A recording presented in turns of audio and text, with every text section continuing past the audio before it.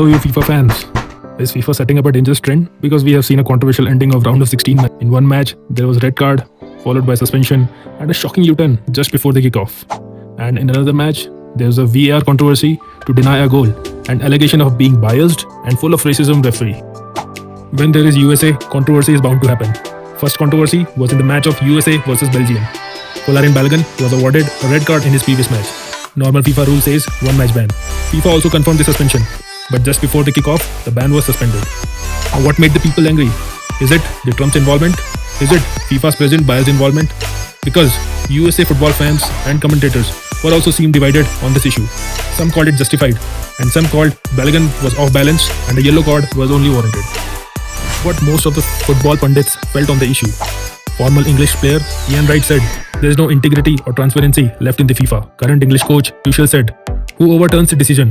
When? And on what grounds?"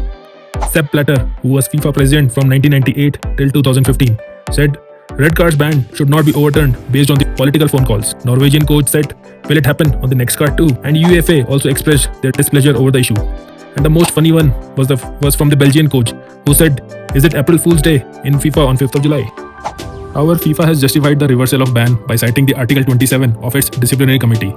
During the match, Belgian fans who were most disappointed chanted "FIFA Mafia", and people pointed, where was FIFA president when Iranian team, Somalian referee and Haiti team were facing the visa denials and other problems in USA?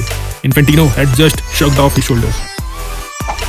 Nevertheless, karma always finds its way. Belgium has finally defeated USA 4-1 to showcase their class and secure their place in the quarterfinals. Second controversy of the night happened in the match between Argentina and Egypt.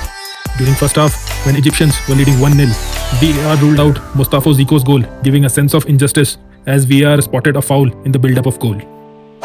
During second half, people alleged French referee being biased and full of racism. Yellow card after yellow card were awarded to Egyptian side, including their goalkeeper.